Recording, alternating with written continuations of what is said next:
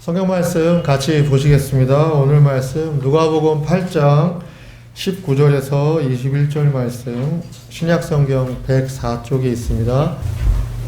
요즘 이제 개인주의 시대가 굉장히 만연한 시대가 되어가고 있습니다. 그래서 이제 얘기를 들어보면 특별히 이제 회사 같은 데서 그 관리자들 얘기 들어보면은 너무 힘들대요. 그 개인주의나 이기적인 성향들이 강해서 옛날엔 그래도 어떤 게 직장이란 공동체를 생각해가지고 자기가 좀 희생하고 손해 보더라도 이제 직장 내에서 이렇게 공동체성을 이뤄가면서 이렇게 좀 헌신하고 그랬는데 요즘은 이제 뭐 교회나 교회 바깥이나 그런 것이 거의 없대요. 이제 그러면서 하는 말이 뭐냐면은 그런데 또 희한한 건 자기 가족에 대한 애착은 굉장히 강하대. 요새 젊은 성향의 이게 모두 100%다 그런 건 아니겠지만은 그래서 이제 그 직장이랑 공동체에 대해서 헌신 안 하는 이유 중에 하나가 자기 가족한테 더 충실하기 위해서 그런 경우가 많다는 거예요. 그때 그 가족은 핵가족입니다. 아내, 자녀, 주로 자녀가 1명, 2명 있는 그 핵가족을 이루는 그 가정에 충실하기 위해서 직장이랑 공동체를 이렇게 뭔가 희생을 안 하려는 그런 성향이 강하대요. 그래서 이건 관리자들이 너무 힘들다고 합니다. 확실히 맞아요. 요즘 우리 젊은 사람 세대 흐름 자체가 확실히 개인주의적이고 이기적인 성향은 강해져 가는데 그 성향이 자기 가족한테는 안 그래요. 자기 아내, 자기 자식한테 더 베풀고 헌신적이고 희생적이에요. 근데 우리가 생각해보면 성경적으로 봐도 원래 가정에 충실한다는 건 성경적인 얘기거든요. 그러니까 요즘 젊은이들은 술도 많이 안 마신대요. 회식 같은 거에도 빨리 집에 가야지 무슨 회식이냐 이런 데거든요. 그게 어떻게 보면 건전한 문화고 성경적으로도 좋은 것일 수가 있어요. 근데 문제는 뭐냐면은 그렇게 자기 핵가족에다만 충실하고 사랑하다 보니까 그 자기 핵가족 이외의 다른 가정, 다른 공동체에 대해서는 굉장히 피해를 입히게 하는 경우가 많아요. 예를 들면 이런 겁니다. 이제 자기가 원래 그 남자가 자라기 전에 한 가정에서 자랄 때는 부모 밑에서는 형제끼리 다 있었어요. 근데 그 형제끼리 하나고 한 가족같이 위에 있게 지냈어요. 근데 결혼한 다음에 아내가 생겼고 새로운 자기 자식이 생겼어요. 그러면 이 새로 생긴 핵가족한테 충실하기 위해서 형제끼리 싸워요. 예를 들면 부모가 재산을 뭐 1억을 남겼어요. 그러면 그 전에 결혼하기 전에 형제끼리 야 똑같이 5천만 원, 만 원 같은지 아니면 야 너가 어려우니까 내가 1,000만 원만 가지고 너 9천만 원 가져. 이렇게 형제 좋은 우애들 형제 좋은 해봐요. 우애 좋은 형제들을 지나도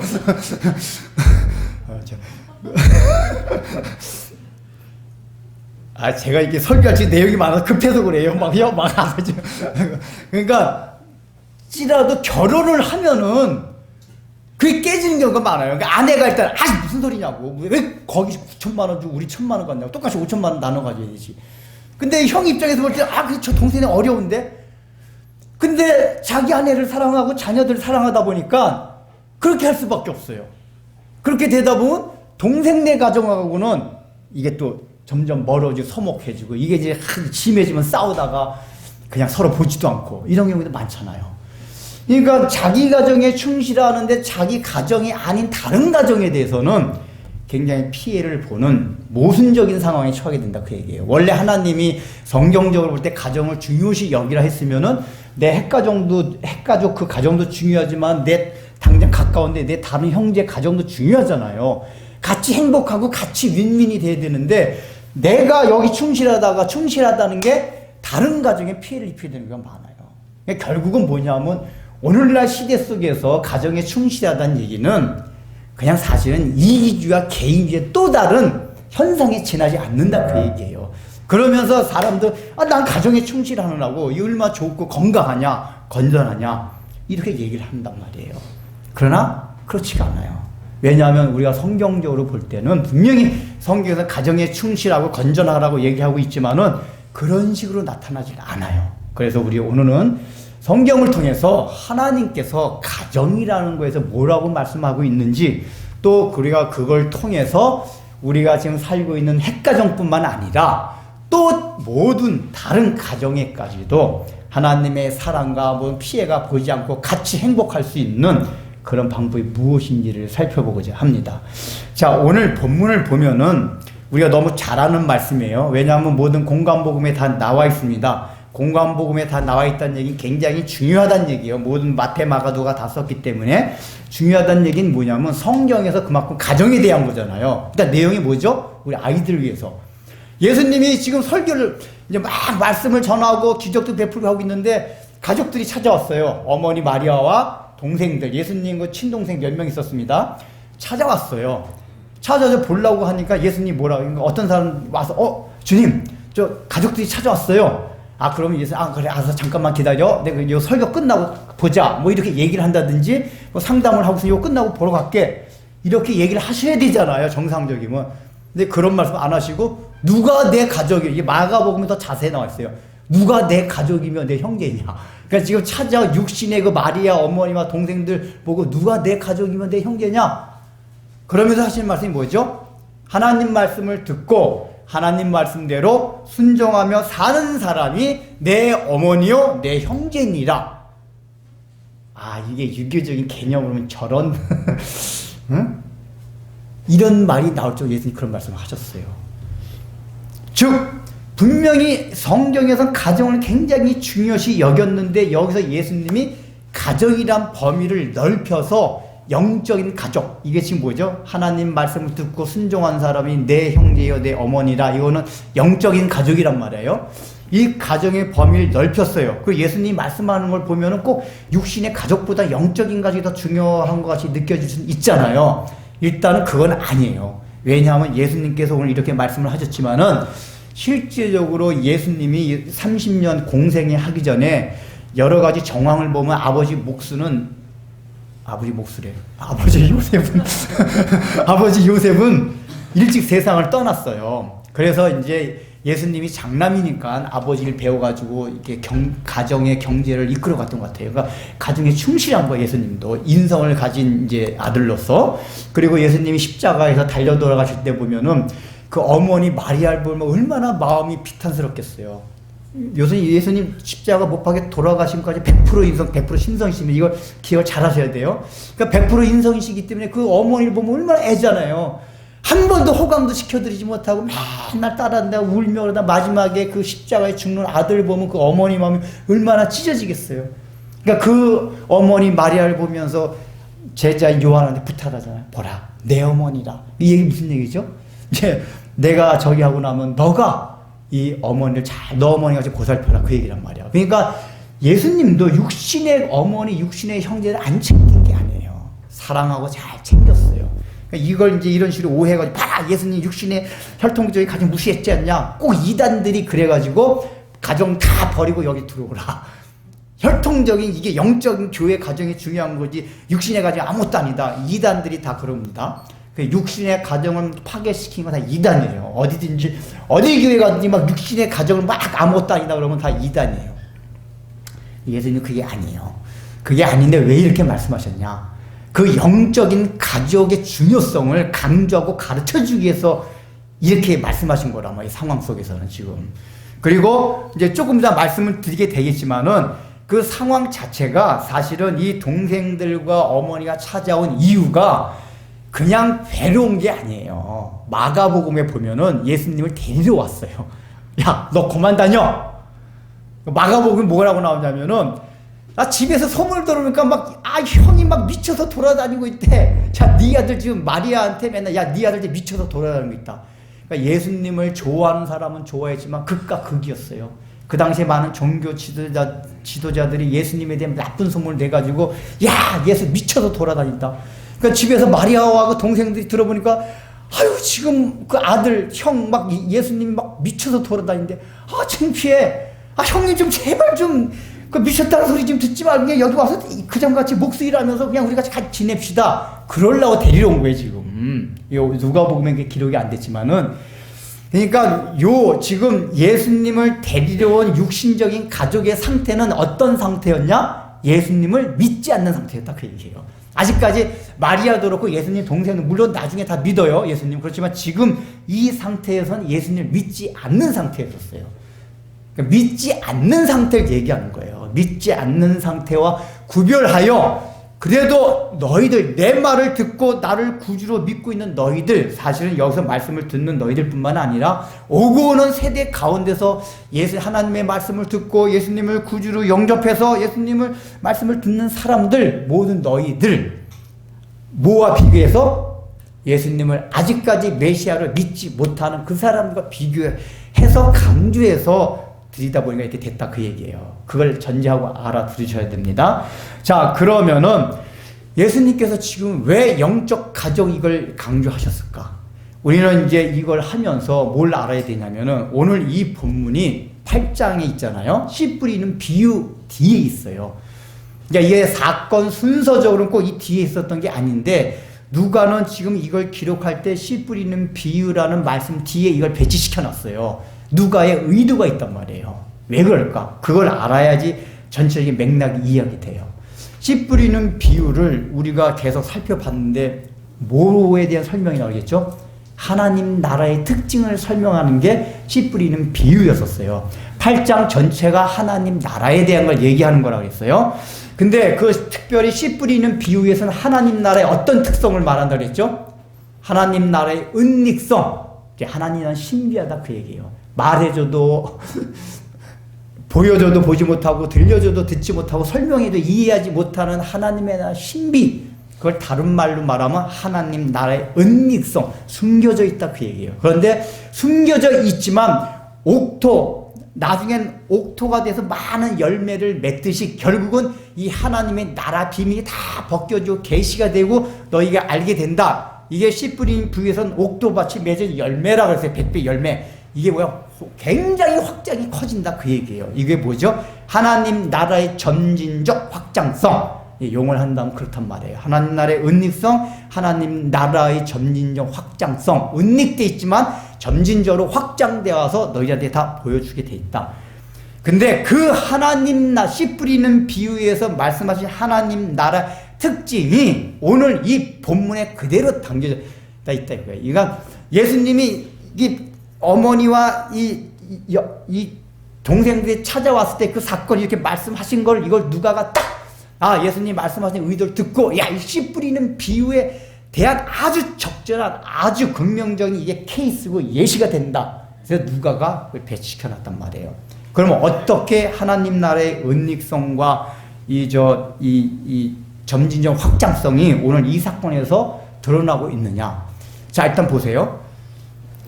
보통 우리나라도 그렇지만은 유대 사회는 혈통 중심 사회입니다. 그건 인간의 본능상 사실은 어디나 동서고금을 막론하고 굉장히 혈통 중심으로 사람들이 살아와요.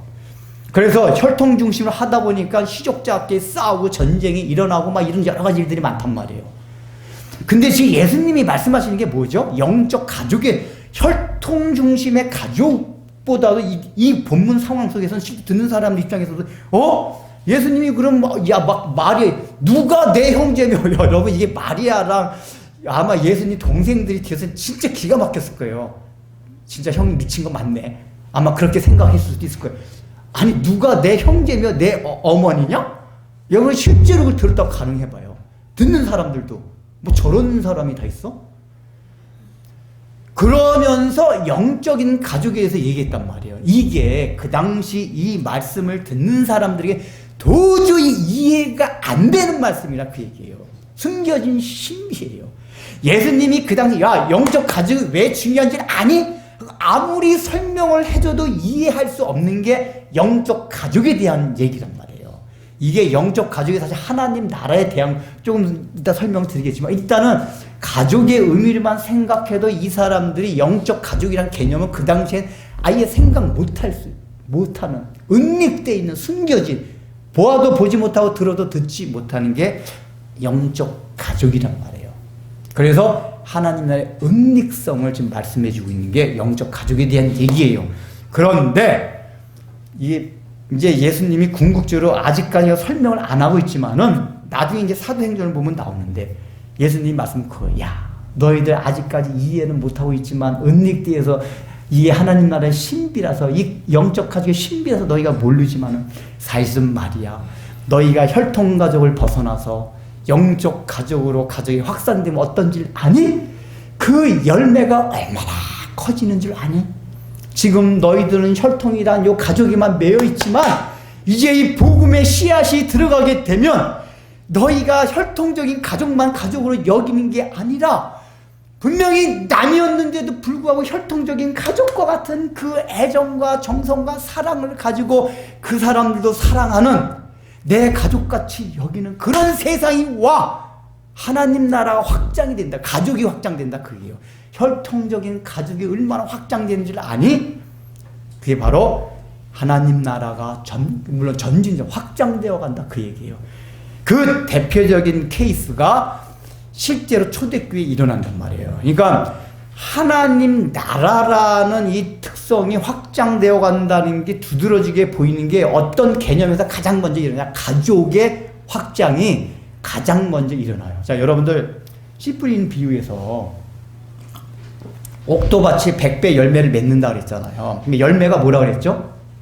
열매는 성경에서 여러 가지 용례로 쓰이는데 우리는 이제 열매하면 주로 인격적인 특성을 많이 생각한다 그랬잖아요. 예를 들면 갈라디아서에 나오는 성령의 9가지 열매는 인격적인 특성이에요. 사랑과 희락과 화평과 오래 참음, 양선, 충성 이런 것들 인격적 특성입니다. 이런 것도 하나의 열매예요. 우리 예수를 믿고 나서. 그런데 씨 뿌리는 비유에서 옥토밭에 100배 열매를 맺는다 할 때 그 열매는 그 인격적 특성이 아니다 그랬죠. 뭐라 그랬습니까? 하나님 나라가 확장되어 가는 거라 그랬어요. 그 열매. 그러니까 열매라는 건 다른 말로 하면 결과인데 복음의 씨앗이 뿌려지면은 어떤 결과가 나타나 여러 가지 결과가 있지만 씨 뿌리는 비유에서의 그 결과는 뭐냐? 하나님 나라가 확장되어 가는 거. 이게 열매라고 설명을 드렸어요. 바로 그 씨 뿌린 비유의 관점에서 생각하면은 이 확장되어 하나님 나라가 확장되어 갈 때 대표적인 케이스가 뭐였냐? 기독교 역사 가운데 가족의 확산이었다 그 얘기예요. 가족의 확장. 그러니까 원래 가족이라는 건 혈통을 중심으로 하는 것만 가족이었는데 복음의 씨앗이 들어가서 보니까 옥토밭에 떨어져 보니까 가족이 이거 혈통만 가족이 아니었네. 엄청나게 많은 가족이 되었네. 라고 가족의 확산이 실제로 초대교회에 느꼈단 말이에요. 그러니까 실제로 옥토밭에 떨어진 그 하나님 나라가 그래서 씨앗이 떨어져 확장이 된 대표적인 케이스가 역사적으로 볼 때 가족의 확장이었다 그 얘기예요. 그래서 예수님이 누가가 가족의 확장이 바로 하나님 나라의 특성을 가장 극명하게 드러낸 대표적인 신뢰다. 그래서 이 여러가 하나님 나라가 확장되어 간다는 게 여러 가지 요소들이 있지만은 가족이 확장된다는 이거를 이 10분 밑에 딱 심으면서 야 하나님 나라 확장이 뭔지 알아? 가족이 확장되는 거야. 그래서 여러분들 실제적으로 초대교회 예수님이 승천하신 이후에 성령이 강림하신 다음에 강력한 성령의 역사가 있었습니다. 그때 교회 가운데 가장 먼저 일어났던 역사가 뭐죠? 이때는 이제 막 외국어 방언을 막 했어요. 그리고 실제 삶 가운데 무슨 일이 있었죠? 사도행전 2장 42절부터 44절까지예요. 그때 모든 초대교회 교인들이 모든 것을 공유하여 함께 나눴더라. 날마다 전에 모여서 떡을 함께 떼고 말씀을 듣고 모든 것을 함께 나눴더라. 즉 말씀을 날마다 두고 떡을 떼고 떡을 뗀다는 게 뭐죠? 식탁 공동체예요. 그러니까 그 당시 주로 가정에서 모이는데 가장 큰 공간이 있는 가정에서 모였었단 말이에요. 사는 건 이제 각 가정별로 살았지만 저녁만 되면은 제일 큰 가정 안식일날 모인 예배로 모이는 그 가정에 또 모이는 거예요. 모여가지고 떡을 떼는 거예요. 그 당시 떡 떼는 게 두 가지 의미였었어요. 모일 때마다 성찬식. 이 떡을 먹으면서 이것이 주님의 살입니다. 이것이 주님의 피입니다. 육신적인 떡을 먹으면서 그걸 생각하는 거예요. 그래서 영원히 배고프지 않는 떡, 목마르지 않는 음료, 이걸 생각하면서 떡을 해요. 그러면서 실제적으로도 떡을 뗐어요. 왜냐하면은 그 당시엔 굶는 사람이 많았습니다. 오늘날 같이 이렇게 안 굶는 시대가 아니에요. 굉장히 막 살기가 힘들었던 시대예요. 일반 서민들은. 그래서 뭐 두 끼만 먹는다든지 한 끼만 먹는다든지. 근데 저녁 때 오면은 다 같이 굶지 않고 먹을 수가 있어요. 그러니까 식탁 공동체라는 건 뭐냐? 아무리 가난해서 쌀떡에 쌀이 없어도 여기 교회에 오면 먹을 게 있어요. 그 저녁에 함께 먹는 거예요. 떡을 떼면. 이 얘기 뭐냐?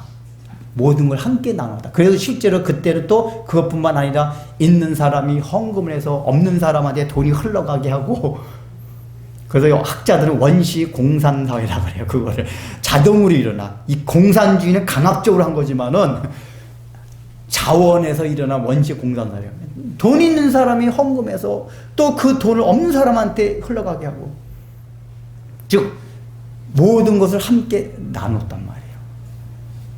이게 무슨 상태죠? 그걸 가족이라 그래요. 여러분, 가족이라는 게 뭡니까? 가족이라는 게 편안해요. 그 있던 가족이, 가족, 같은 가족이 남편은 100만 원 벌고 아내는 1000만 원 벌어왔다고 넌 100만 원어치만 먹어 나 1000만 원어치 먹게 그럽니까? 아니에요. 가족은 100만 원 먹고 1000만 원 벌어와서 똑같이 먹어요. 그게 가족이에요. 그리고 가족은 날마다 모이면서, 그리고 초대교 때 뭐냐? 그 날마다 뭐 오늘 무슨 일이 있었어? 힘들었지. 함께 하루 동안에 있었던 삶을 나누는 거예요. 그게 힘들었건 즐거웠던 일이건 슬펐던 일이건 함께 나누는 거. 그게 가족이란 말이에요. 그러니까 초대교회 때 뭐냐면 원래 혈통적인 가족 간에서 있었던 일이 매일 저녁마다 전체 교회라는 그리스도 공동체 가운데서 가족 안에, 혈통적인 가족 안에서 일어나는 일들이 매일 저녁마다 큰 가정 교회 안에서 일어나고 있었던 거예요. 그때는 전체가 다 가정이 된 거란 말이에요. 가족이 한 거죠. 그러니까 초대교회 교인들, 예수님께서 그때 영적 가족을 말씀하신 게 이거였구나 깨닫게 된 거예요. 초대교회 때. 그러니까 실제로 기독교 역사 가운데 교회가 태동이 돼서 하나님 나라가 확장되는 여러 가지 요소가 있는데, 가장 먼저 기독교에서 역사적으로 알게 된 게 뭐냐? 우리가 예수님을 같은 구주로 믿다 보니까 한 가족이 되었네, 정말? 이걸 느끼게 되었단 말이에요. 가족이 되었다는 게. 그래서 가족이 너무 중요한 거다. 한 가족이 되었다는 게. 그러면은 왜 원리적으로 보면은 하나님께서 하나님 나라가 확장되는 거를 혈통적인 가족의 범위가 넓어져서 믿음의 공동체가 한 가족이 되는 그런 일들을 초대교회 일으켰느냐 그 얘기예요. 여러 가지 일으키지만 왜 또 성경에 그걸, 여러분, 누가복음도 누가가 기록했고 사도행전도 누가가 기록했습니다. 왜 누가가 사도행전에, 누가복음 오늘도 여기에 이렇게 기록을 했고 배치를 시켜놨고, 또 사도행전 초대교회도 여러 가지 역사가 많았을 거 아니에요. 기적과 뭐 놀라운 역사도 있었고. 근데 누가는 왜 그 가운데서도 한 가족같이 지내는, 서로 모든 것을 함께 나눈 그 모습을 초대교회의 가장 큰 특징으로 기록해놨느냐 그 얘기예요. 이거는 성경의 전체적인 원리 자체가 가정을 굉장히 중요시 여기기 때문에, 가정의 역할과 기능이 하나님이 처음에 창조할 때부터 우리 진리의 하나님의 나라의 원리상 굉장히 중요한 게 들어있기 때문에 그래요. 그걸 살펴봐야 돼요. 여러분, 가정은 언제 창조가 됐습니까? 하나님이 가장 먼저 창조한 게 가정이에요. 그게 뭐죠? 가정을 지었다는 게 뭡니까? 아담과 하와로 창조한 게 가정이에요. 그러니까 하나님이 아담만 중성으로, 남자 여자가 아니라 중성으로 아담을 만들 수 있고, 그리고 양성생식이 아니라 단성생식해서 자손을 이어가게 할 수 있어요. 하나님이 그런 방법도 가능해요. 근데 하나님 굳이 사람을 짓는데 왜 남자 여자로 지으셨냐 그게 가정이란 말이에요. 그러니까 남자 여자로 지으셨다는 얘기 자체가 처음에 하나님이 사람을 만들 때 가정을 지었다 그 얘기예요. 가정의 시작이 남자예요. 근데 그러면 하나님 왜 남자 여자로 지으셨죠? 창세기 1장 26절 27절 보면 하나님이 사람을 만들 때 우리의 모양대로 우리의 형상대로 남자와 여자를 만들고 이렇게 나와요. 뭐대로요? 우리의 모양과 우리의 형상대로 남자와 여자, 즉 가정을 만들고 그런 거란 말이에요. 가정을 만든 건 뭐가 담겨 있어요? 하나님의 형상과 모양이 가정 안에 남자와 여자를 지은 모습 가운데 들어있다 그 얘기예요. 그런데 그러면 거기서 하나님의 형상과 모습이 뭐죠? 이건 제가 창세기 강의할 때 자세하게 말씀드렸지만은 그 하나님의 형상과 모습은 여러 가지 요소들이 있습니다. 근데 가장 본질적이고 핵심적인 요소가 뭐라 그랬어요? 우리. 하나님이 굳이 당신을 표현하시는데 우리의 모양과 우리의 형상대로 이렇게 했단 말이에요. 즉 이 얘기는 뭐냐? 삼위일체적인 그 요소를 남자 여자를 짓는데 하나님이 만드셨다 그 얘기예요. 삼위일체가 뭡니까? 성부 하나님과 성자 하나님과 성령 하나님은 다른 인격체예요. 그러면 세 분이 삼신이 되어야 돼요. 하나님, 예수님, 성령님. 삼신이 되어야 되는데 우린 삼위일체라고 그러잖아요. 얘들아 잘 들어. 우리 기독교 삼위일체라는 거. 하나님, 예수님, 성령님은 다른 분이에요. 인격체, 다른 인격체예요. 근데 우리는 하나예요. 하나라서 삼위일체라고 그래요. 그 하나를 왜 이뤘습니까? 그게 서로 아가페적인 사랑으로 그래서 여러분 하나님이 삼위일체의 가장 증거를 해주는 성경 구절이 뭐냐? 하나님은 사랑이시라 그 구절이에요. 사랑이란 개념은 누군가 그 사랑할 대상이 있을 때 사랑이라는 말이 나온단 말이에요. 하나님이 처음부터 하나님 사랑이시라는 얘기는 누군가 있어. 그게 삼위일체 하나님이 영원전부터 함께 계셨다 그 얘기예요. 삼위일체를 증거하는 가장 큰 구절이 사실은 우리 이런 거보다는 하나님은 사랑이시라. 그 사랑도 어떤 사랑? 아가페 사랑. 아가페 사랑은 뭐죠? 다른 사람을 나와 같이 사랑하는 게 아가페 사랑이에요. 성부 하나님과 예수님과 이 성령 하나님과 영원전부터 그런 식으로 사랑을 해서 뭐가 되었다? 하나가 되었다 그 얘기예요.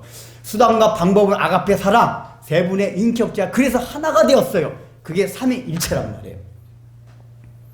즉 우리의 그 하나님의 형상과 모양 가운데 우리라는 삼위일체라는 요소가 가리키는 게 뭐냐? 공동체성.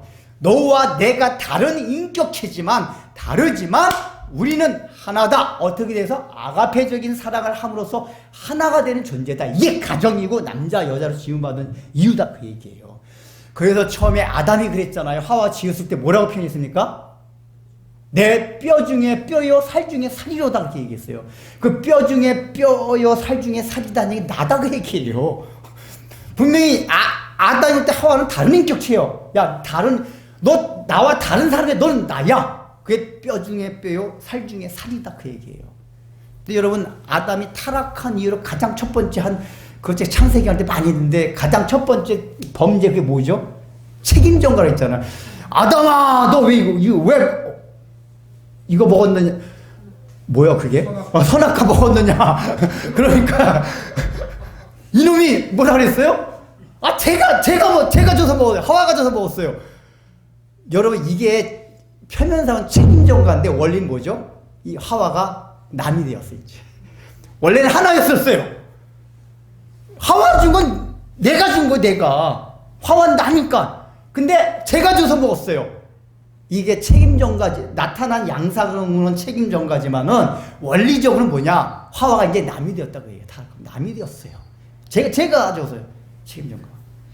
즉 범죄의 첫 번째 증상을 나타나는 게 뭐냐? 하와와 아담이 하나에서 분리가 된 거예요. 원래는 하나였는데. 그때부터 우리는 부부지간 지그볶고 싸웁니다.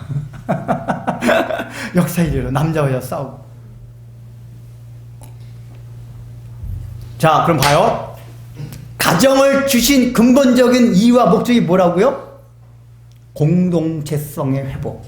하나가 되게 하기 위해서. 여러분 이게 하나님 나라의 아주 핵심적인데 하나님 나라가 뭔지 아세요? 우리가 다 달라요. 이기주의, 개인주의 성향도 다 달라요.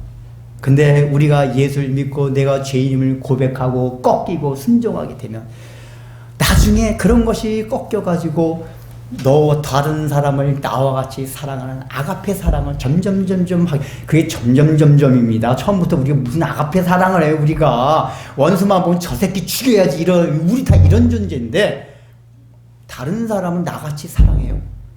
근데 우리가 예수를 믿다 보면 거길 향해 점점점 나가다 봐요.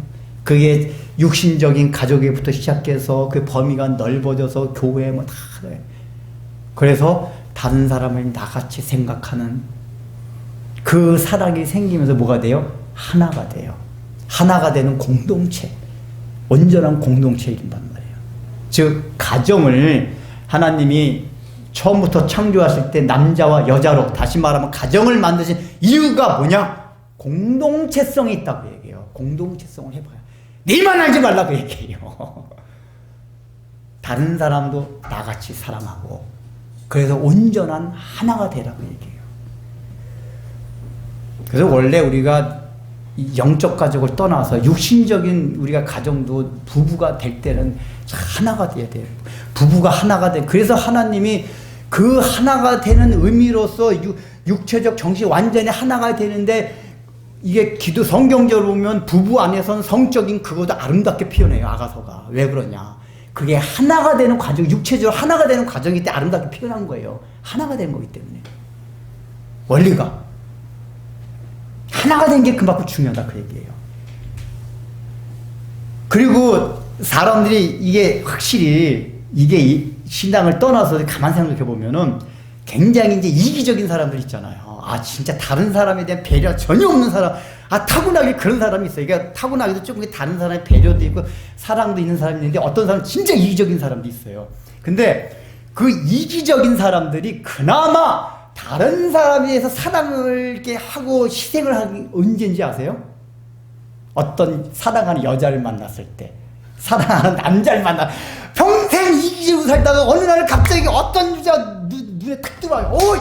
그 여자를 사랑하게 됐어요. 그 남자를 사랑하게 됐어요. 아 그때부터 맨날 이기적이만 하다 그 남자 그 여자한테는 희생을 해요. 그나마죠.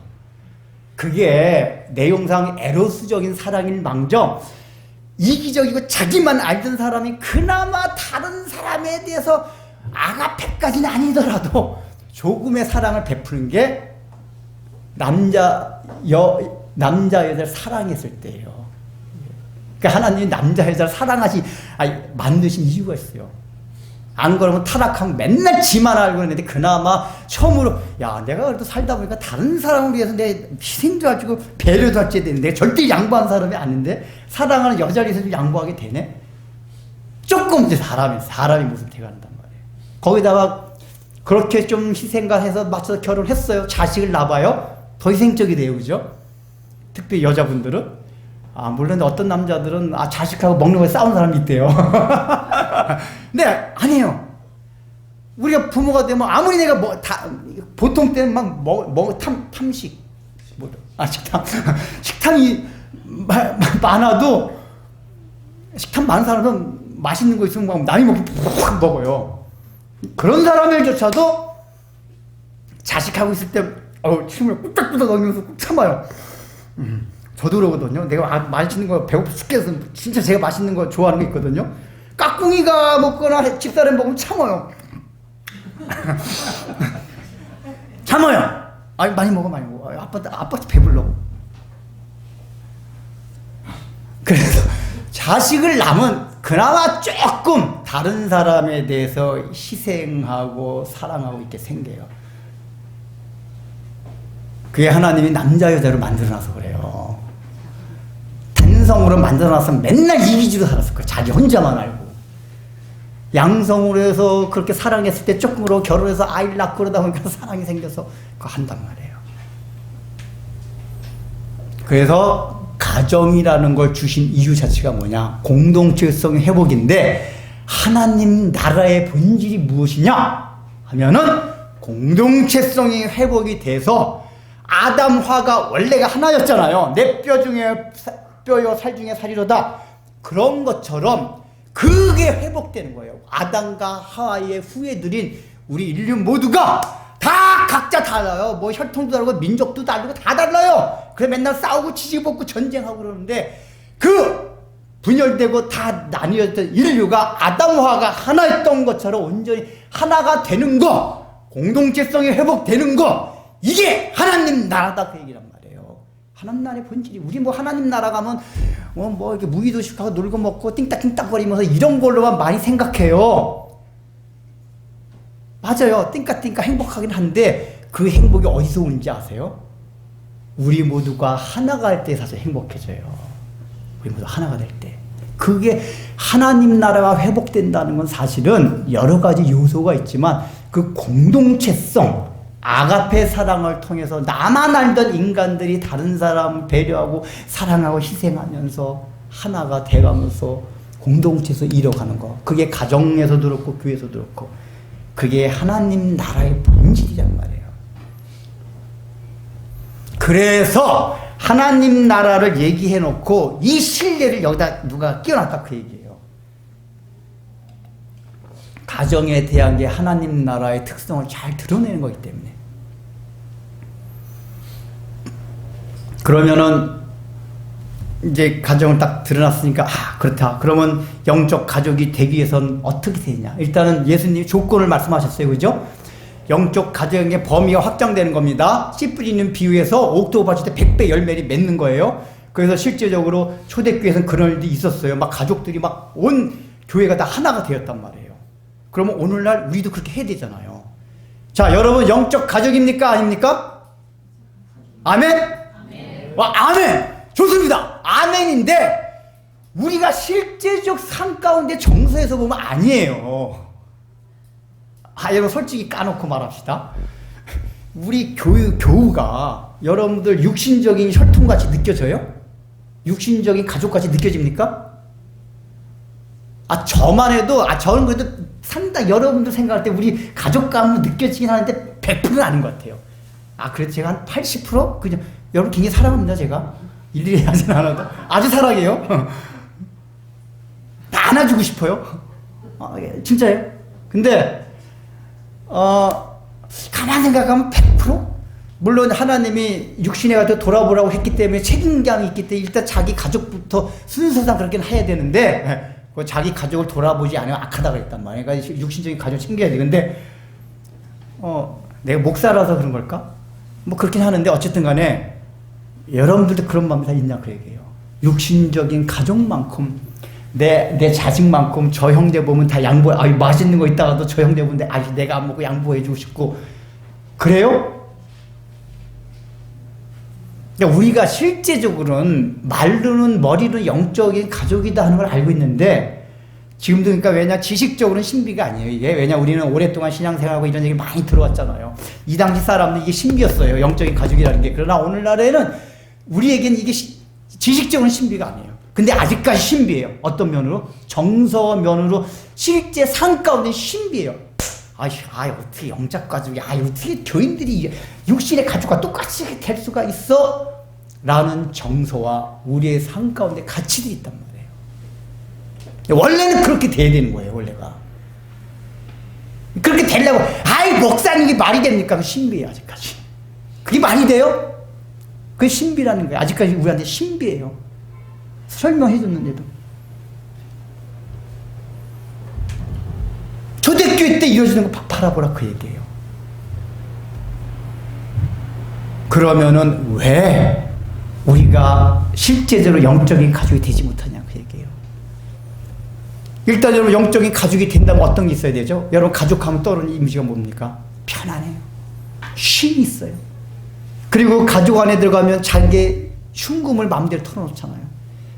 물론 어떤 가정은 참 아빠가 막 이상한 아빠 밑에 가면 자기 실수 절대 얘기 안 하고 저 말했다는데 죽는다.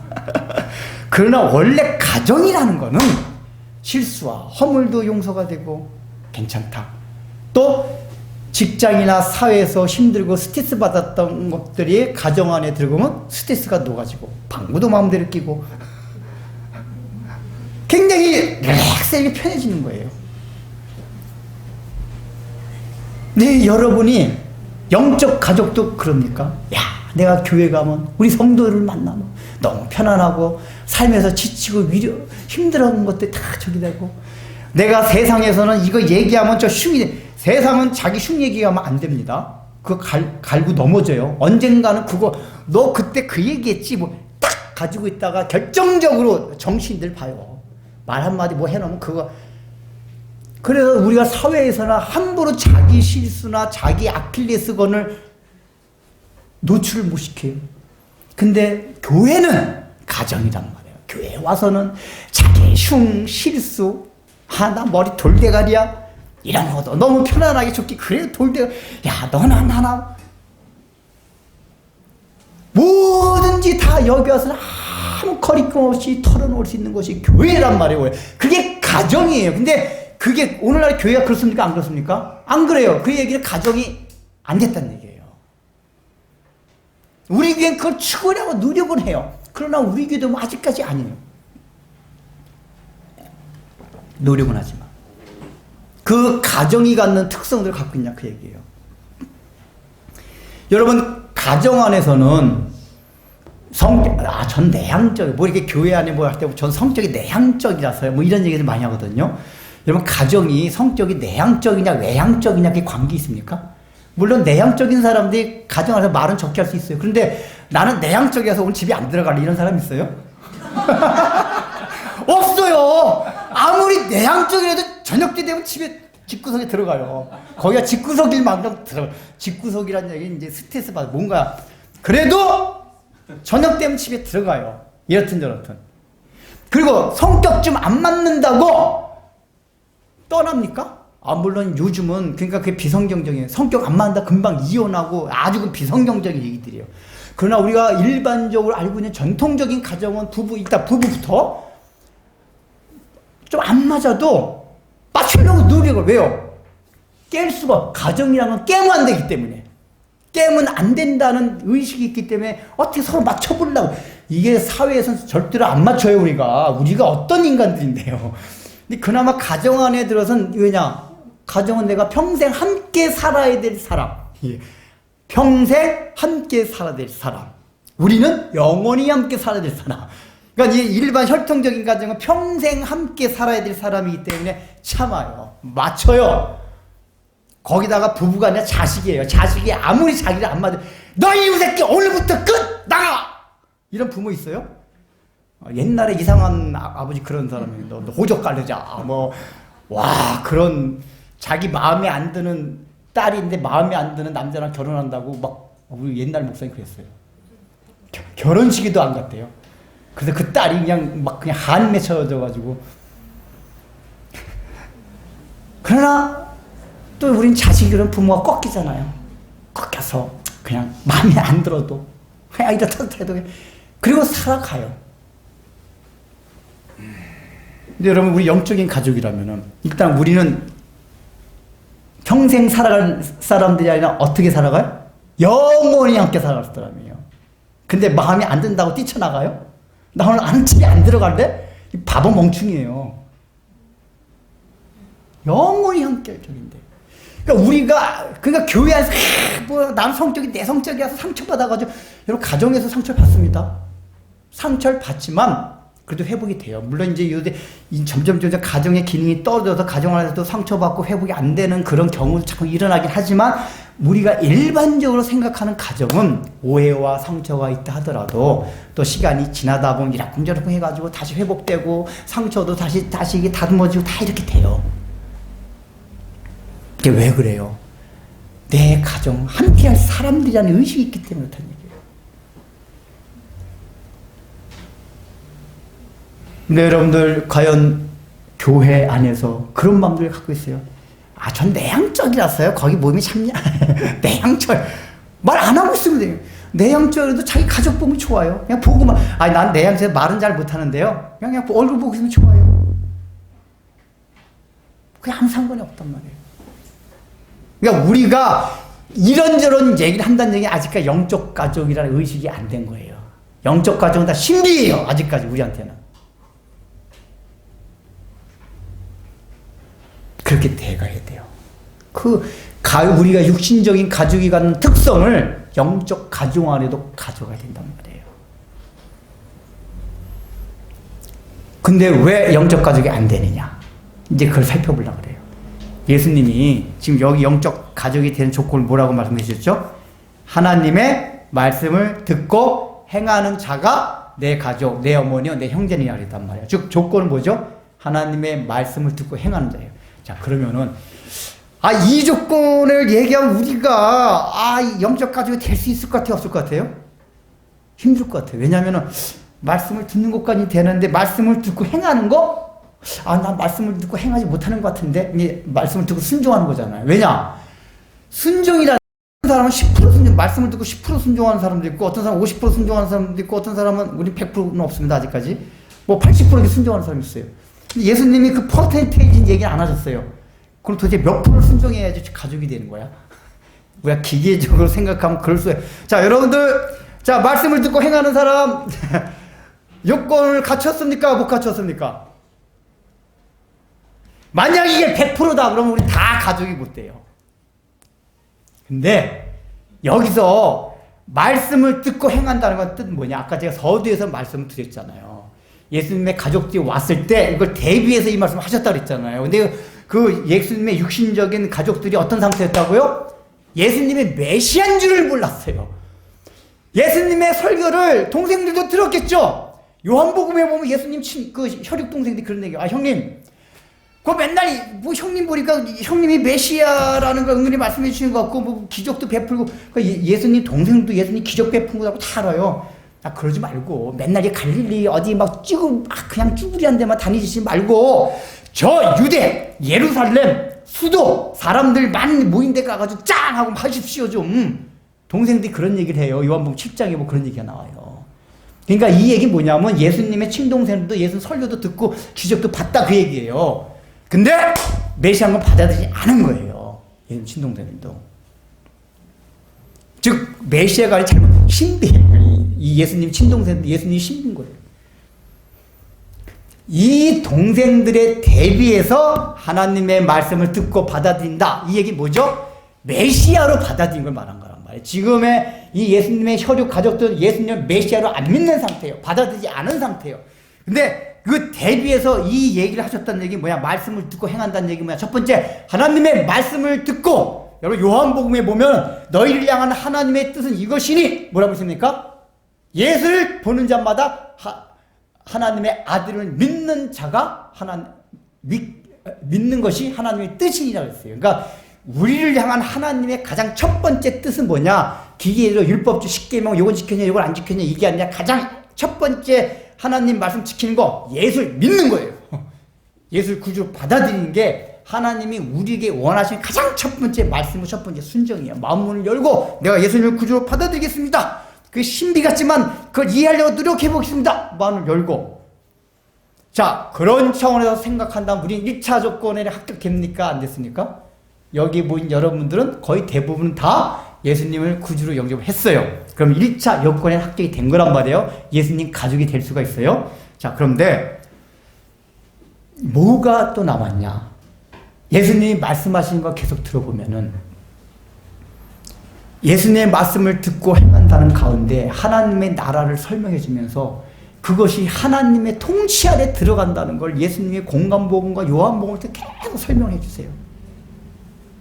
여러분, 우리가 예수를 믿었다는 게 뭐냐면 공간복음과 요한복음을 통합해서 설명하면 우리가 예수를 믿었다는 건 뭐냐? 다른 말로 말하면 하나님의 통치 아래 들어갔다는 얘기예요.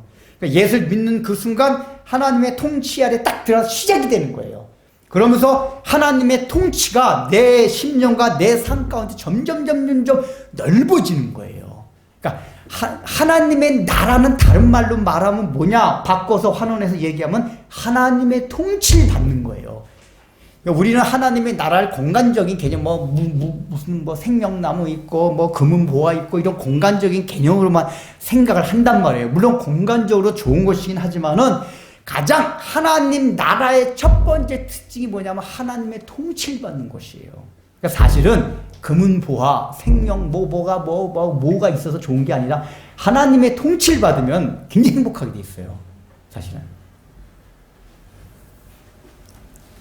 그러니까 두 번째, 하나님 말씀을 듣고 행한다는 건 뭐냐? 하나님의 통치를 온전하게 받아들인 거예요. 근데 우리가 예수님을 구주로 영접해서 예수님 가족이 될 조건은 딱 갖춰졌는데 두 번째 요소, 하나님의 통치를 아직까지 내 심령과 삶 가운데 온전히 받아들이지, 그게 다 달라요. 성도들의. 그게 다른 거에 따라서 내가 예수님 영적인 가족의 특성이 많이 드러나기도 하고 적게 드러나기도 하고 그런단 말이에요. 통치를 많이 받으면 받을수록 예수님 가족으로의 특성이 많이 나타나요. 없으면 없을수록 적어져요. 근데 하나님께서 특별히 초대교회 때 역사적으로 그 잠깐 보여주셨어요. 성령이 역사가 있어요. 성령이 강력하게 역사를 하셔가지고 사람이라는 건 자기 물건 그렇게 함부로 내놓지 못하는 게 인간이에요.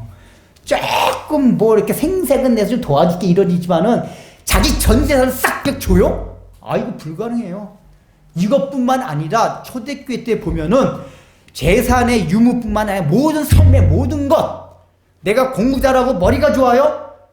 그것도 머리가 안 좋고 공부 못하는데 흘러가도록 그거 가지고 잘난 척하고 그런 게 아니라 돈이 있으면 있는 사람이 돈 없는 사람 또 뭐 다른 쪽으로 명예가 있으면 명예가 없는 쪽으로 그게 다 그 유무가 서로 통용이 함께 사용을 하였다. 함께 사용했다는 얘기 뭐냐면 내가 공부를 못해요.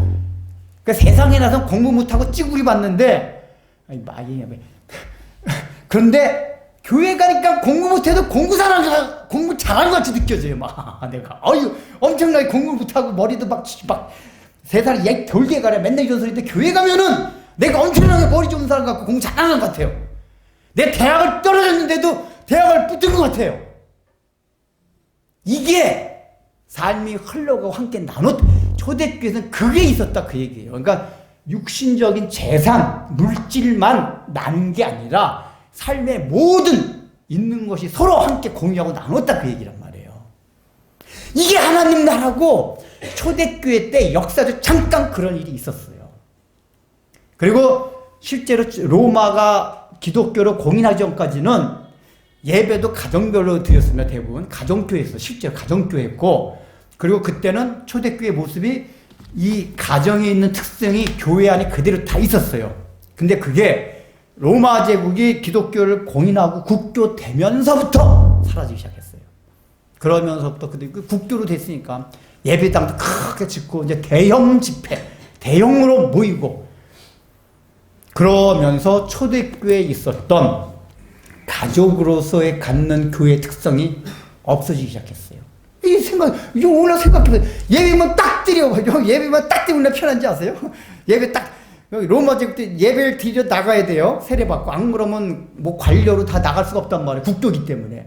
예배 딱 드려 나가요. 예배 드고 찬양 듣고 딱, 나 예배 다 드렸다. 딱 나와요. 그럼 거기 있는 사람과 아무 관계도 없어요. 그냥 뭐죠? 종교란의 기독교. 이거 쓰는 거예요. 종교인이에요.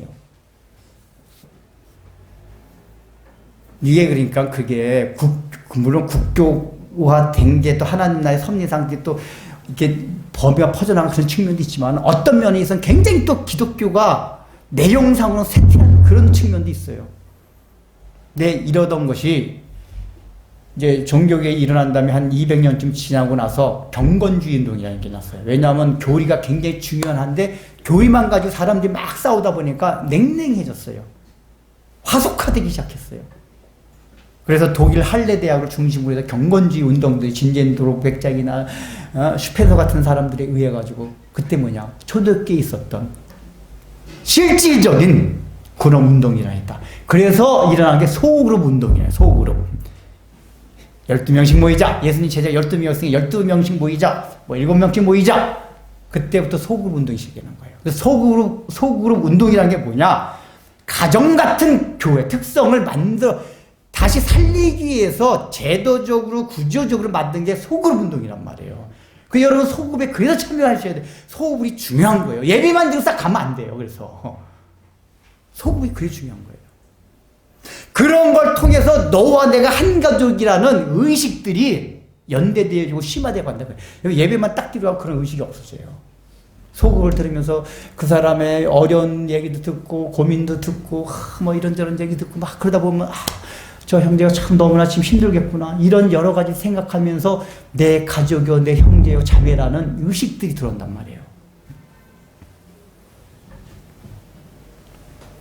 그러니까 우리가 영적 가족이 왜 안 됐냐를 살펴보면 내가 하나님의 통치 아래 온전히 들어가지 못했다 라는 생각을 하셔야 돼요.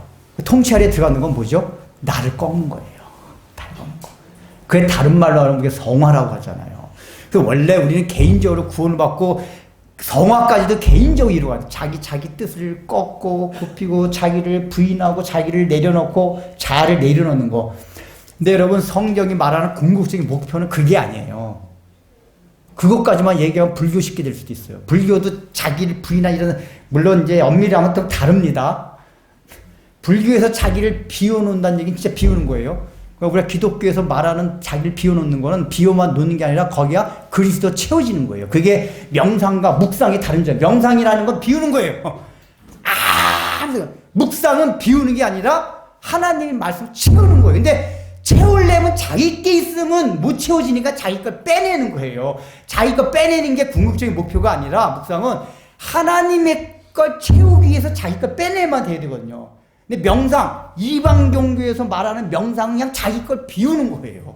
멋있어 보이는데 개뿔 아무것도 아니에요. 그거는. 명상이라고 그래요, 그런 거는. 자기를 비우는 거. 근데 우린 비우는 게 아니라 비우면 뭐예요? 그리스도 채워지기 위해서 비우는 거란 말이에요. 그러니까 성화도 마찬가지로 우리가 그렇게 막 자기를 부인하고 그러는 건 뭐냐? 하나가 되기 위해서 하는 거예요.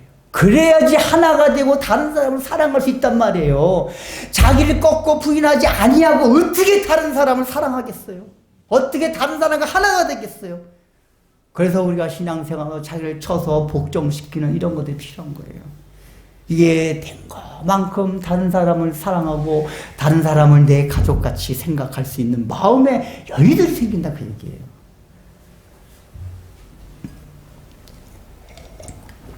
여러분 이걸 명심하셔야 됩니다. 자, 이제 마지막 정리하겠습니다. 자, 그러면은 우리가 그렇게 영적인 자극 조건을 갖춰가지고 하나님의 나라의 특성, 그게 가족에 담기잖아요. 그 가족의 특성이 드러나도록 어떻게 구체적으로 해야 될까? 여러분 당장 우리 교회부터 봅시다. 여러분 우리 교회가 추구하는 두 가지 목표가 있죠? 주보에 써져 있습니다. 주보 펴보세요. 뒷면 도고기도에 힘써주시기 바랍니다. 맨 위에 뒷면 맨 뒤에 도고기도에 힘써주시기 바랍니다. 거기 이게 사실 나눠서 써야 되는데 지면이 모자라가지고 그냥 기도에다 한꺼번에 놓는데 그거 3번 우리 교회와 한국교회를 위하여 두 번째 있죠? 같이 읽어보겠습니다. 시작. 교회는 하나님의 나라를 이 땅에 구현시키는 통로가 되어야 합니다. 교회는 인생의 총체적 보험으로서의 기능이 구현되는 것이어야 합니다. 우리 교회가 지금 표방하고 추구하는 목표 두 가지가 오늘 본문의 내용과 연관돼 있어요. 여러분 우리 잘 하셔야 돼요. 첫 번째, 하나님의 나라를, 이게 우리 교회뿐만 아니라 한국 교회도 그렇게 될 수 있도록 기도하자는 얘기예요, 사실은. 근데 일단 우리 교회부터 하나님의 나라를 이 땅에 구현시키는 통로. 뭐죠? 하나님의 나라가 뭐라고 했어요? 하나님의 통치를 받는 거란 말이에요. 그래서 우리 진리백교회가 추구하는 건 뭐냐? 우리가 예수 믿고 이 땅에서 잘 먹고 잘 사고 복 받는 그게 아니라 하나님의 나라, 하나님의 통치를 온전하게 받는 그 자리에 갈 수 있도록 여러분, 저는 설교하고 여러분들이 그런 신앙 목표를 세우고 우리가 함께 격려하며 나가야 된다 그 얘기예요. 그게 하나님의 나라를 이 땅이라는 건 그럴 수 없는 것이에요. 그럴 수 없는 이 땅에서 아직까지 천국이 오지 않은 이 곳에서 하나님의 통치가 우리 심령과 우리 교회 가운데 이루어질 수 있도록 노력해보자. 그게 진리의 백교회가 추구하는 목표다 그 얘기예요. 딴 거 추구하지 말고. 그래서 그렇게 추구하다 나가다 보면 두 번째 뭐예요? 교회는 인생의 총체적 보험. 이거 잘 아시겠죠? 보험 얼마나 많이 들어도요. 근데 여러분 초대교 때 보여준 것 같이 초대교 때 여러 가지 문헌 들어보면 실제 그때 성도들이 되게 행복했대요. 가난한 사람들이 많았죠. 왜요? 가난해도 굶어 죽을 일이 없어요. 왜요? 교회만 가면 먹을 게 항상 있어요. 저녁마다 식탁 공동체. 지금 남편이 죽었어요. 고대 사회에서 남편이 죽어서 과부가 되면 그건 삶의 원래 재산이 있던 사람 아니면 그 거의 죽음이랑 마찬가지예요. 근데 과부가 됐는데 교회가 대신 남편이 되어져요. 교회가 대신 부모가 되어져요. 이러니 얼마나 마음이 든든하겠어요. 보험 100개 든 것보다 낫지. 우리가 그것 때문에 보험을 드는데 예수를 믿는다는 것 자체가 초대교회 자체가 인생의 총체적 100개, 10,000개 보험을 다 들어준 것 같은 그것이 교회였다 그 얘기예요. 우리 진리백교회는 그런 교회가 되어야 된다 그 얘기예요. 이게 오늘 누가 너희가 영적인 가족이냐? 영적인 가족이라면 그런 특성이 드러나야 된다 그 얘기예요. 그래서 실제로 우리 교회에서 어려운 연말마다 우리 교회 실제로 어려운 사람이 있으면은 육신적으로도 경제적으로도 도와주려고 하고. 그러니까 제가 지금 이제 구성만은 그게 재정이 하나님이 그렇게 허락할지 안 할지 모르지만 제가 이런 이 목표를 구체적으로 실천할 수 있는 여러 가지 생각하는 게 있어요. 학생들 장학금도 주고 뭐 교회 뭐 여러 가지 하여간 이 교회 진짜 교회 안에 사회부정제도 더 이 교회 나오면 정말 근심 걱정이 없다. 내가 적어도 이게 우리 교회가 조금씩 그런 거 하고 있지만은 그렇게 계속 돼가야 돼요. 재정도 그렇고. 그래서 우리가 그런 걸 보여주기 위해서 식탁 공동체라는 거 하잖아요. 여러분, 아까 초대교회 사도행전에서 날마다 떡을 떼며 이게 식탁 공동체거든요. 여러분, 가족을 다른 말로 말하면 뭐예요? 식구라 그래요. 가족의 다른 용어가. 식구가 뭡니까? 함께 밥을 먹는 사람이에요. 밥을 같이 먹는 사람. 이게 뭐냐? 밥을 먹는다는 얘기는 단순히 배를 채운다는 의미만 있는 게 아니라 식사를 한다는 얘기는 식사를 하면서 느끼는 교감들, 정서가 있어요. 이거 유럽 사람 참 잘하죠? 이런 거. 미국식 인스턴트는 먹기 위해서만 하는 건데, 원래 식사라는 개념은 먹는 걸 통해서 한 가족이라는 걸 인식하는 거예요. 느끼는 게 먹는 거예요, 식사. 그게 식탁 공동체예요. 그래서 제가 여러분들이 내가 강조 많이 하는 먹는 것 교회에서 웬만하면 그냥 비싸도 풍성하게 먹어라. 이게 교회 오면 늘 잔치집 같이 오면 집에서 이상하게 우리 한국 교회뿐만 이상한 사람들 무슨 생각이냐 맛있는 건 가정에서 뭐 교회 가면 허죽으려는 것만 먹는 걸 생각해요. 그게 아니에요. 제가 그래서 교회가 가정에서도 먹어보지 못한 진짜 맛있는 거 1년에 한 번씩 먹어보자. 교회니까 돈을 써도 그게 식탁 공동체란 말이에요. 그래서 갑자기 이제 생각이 난 건데 정말 여러분 요새 컵밥 질린 사람도 있나 봐요. 이거 준비하는 것 중에 이제 김밥도 좀 준비하고 그래가지고 저 이렇게 그 식탁 시간이 꺼려지지 않도록 왜냐면 이게 여러분 우리가 지금 왜냐면 저희 교회가 제 목회처라고 뭐냐면 식사 자체가 먹기 위한 것만이 아니라 식탁 공동체를 위한 수단과 과정이에요. 이미 소그룹 모임은 식탁부터 시작이 된단 말이에요. 공부할 때만 하는 게 아니라 식탁부터. 그러려면 식탁이 좀 이렇게 좀 뭐 풍성한 느낌 있고 맛있어야지. 오늘 아마 내가 말은 안 해봤지만, 저 오늘 맛없는 거 있어가지고 오늘. 그러니까 소그룹 모임은 참석 못하고 식사만 하고 가고 싶은데, 저것이 나 맛없어서 못 먹는데. 이래서 갈 사람 있을지도 몰라요. 그거 안 된단 말이에요, 그럼. 다양하게 먹을 걸 많이 준비하십시오, 좀. 식탁 공동체. 이건 왜냐? 교회가 우리 교회가 추구하는 우리는 한 가족이다라는 그걸 실현하기 위한 한 과정이 식탁. 우리 주일날 유일하게 점심 식사란 말이에요. 그때 공동체, 식탁 공동체란 말이에요. 다음 주부터 오늘은 외식이니까 이제 다 같이 먹는데 다음 주부터 때 컵밥하고 뭐 김밥도 하고 뭐 여러 가지 좀 이렇게 하세요. 이게 컵밥 이게 하여간 다 음식 체질이 다 다르니까 이렇게 좀 해가지고 그 실제적으로 우리가 교회에서도 그런 걸 하면서도 이렇게 서로 이렇게 나누고 그래서 우리 교회가 이 두 가지 특성이 실제적으로 교회에서 이루어질 수 있도록 기도하고 함께 노력을 해야 돼요. 여러분 가정에서도 마찬가지고.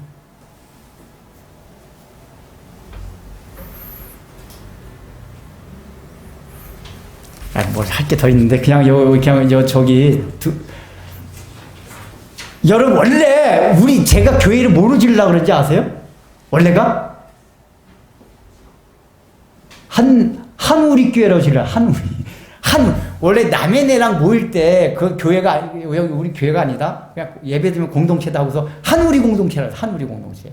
지금도 그 네이버에 밴드 한우리 공동체. 한우리. 근데 이게 한우리 하면 발음이 이상해가지고 제가 안 했는데 처음에 우리 교회 이름 지을 때 노원 개혁교회를 합시다. 막 이런 얘기도 있어요. 왜냐, 우리 교회가 일단 표방하는 것 중에 개혁주의, 칼빈주의가 있거든요. 맞아요.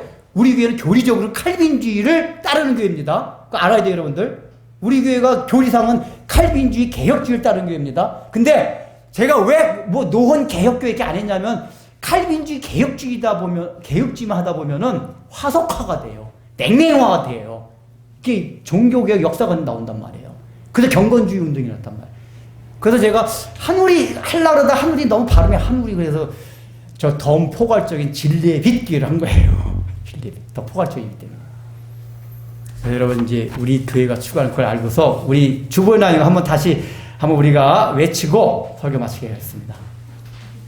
자, 우리 교회가 추구하는 목표, 시작! 교회는 하나님의 나라를 이 땅에 구현시키는 통로가 되어야 합니다. 교회는 인생의 총체적 보험으로서의 기능이 구현되는 곳이어야 합니다. 아멘. 우리의 삶의 모든 자리에 하나님의 은혜가 함께함을 믿습니다. 우리의 모든 필요를 하나님이 아시고 채워 나아가 주실 것을 믿습니다. 우리가 우리의 인생에 땀 흘려 수고하는 자리가 있음을 감사합니다. 이 마음과 믿음으로 하나님께 헌금하오니 은혜를 더하여 주시옵소서. 예수님의 이름으로 기도드립니다. 이제는 우리 주 예수 그리스도의 은혜와 하나님의 사랑과 성령의 우리를 사랑으로 이끌어 주심이 그리스도 안에서 우리 모두가 가족이고 하나님의 통치를 더 깊고 넓게 받아들이고 순종하여 하나님의 뜻을 이루어갈 것을 다짐하고 머리 숙인 진리의 빛 교회의 성도님들의 신앙과 관계 위에 이제로부터 영원토록 함께 있을지어다.